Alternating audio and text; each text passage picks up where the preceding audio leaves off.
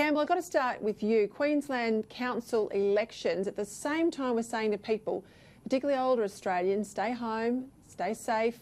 Why on earth would we be legally compelling them, which we do to vote, to leave their homes and turn up en masse on the weekend?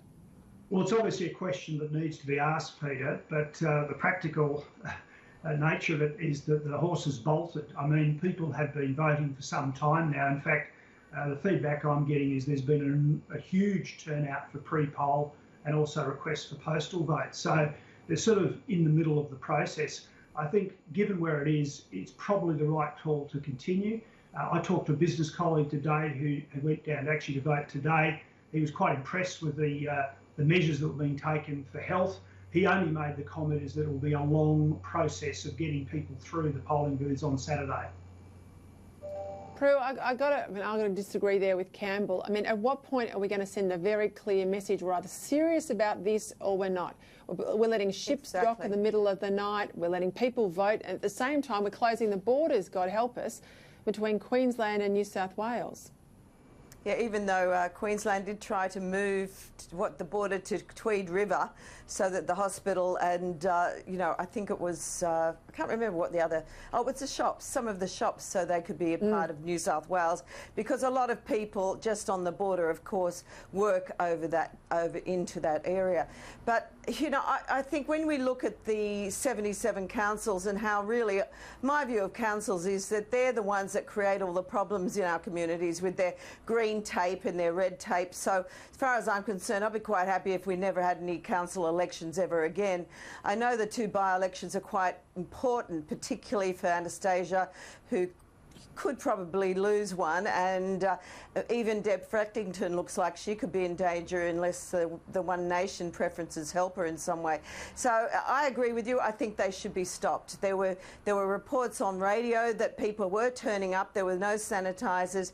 People were, you know, not maintaining social distancing. So, you know, we've found that Australians are not observing the rules, and that's the problem. Campbell, the border's going to close. Queensland's going to close its border at midnight on Wednesday. How's this going to work? Do you think it's a practical measure? Do you think people will take it in their stride? I think it's going to cause an enormous amount of heartache and confusion, and again, further job losses. I mean, you know, the border is just it's an outdated concept when it comes to Tweed Heads and Congregate. People on the Queensland side are working in New South Wales and vice versa. I'm prepared to say that if I was in office on this one, that'd be something I wouldn't have done. Yeah, I totally agree with what you both said about the need for incredibly strict social distancing measures, but I don't think this is going to do anything other than cause more pain and more damage to the economy. I mean, and look, a bit of clarity too.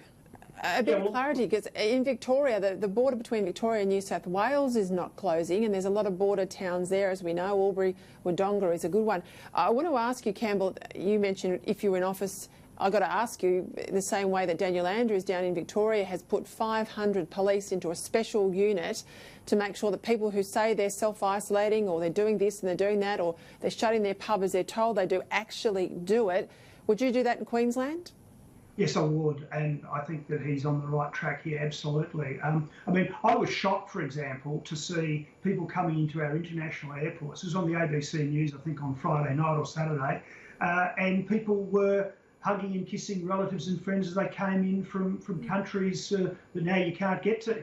I mean, you know, that's just an example of the lack of compliance and the lack of follow-through with the things that we need right now. I hope it isn't happening now. They need in the airport people actually, you know, Border Force actually with megaphones saying no touching. But yeah, Daniel Andrews, absolutely the right thing. We do need to actually have some measure of enforcement in this whole thing. Prue, just before we go, would you be more Boris Johnson in Australia right now? More lockdowns, more serious shutdowns? Yep. Definitely, because we have proven that we can't be trusted. Young people are not taking this seriously. We want to get this thing nipped in the bud as quickly as we can to minimise economic damage. So I think we need really tough lockdown laws so that we can just get this sorted. Get it sorted. Campbell Newman, Prue McSween, thank you very much for your time tonight.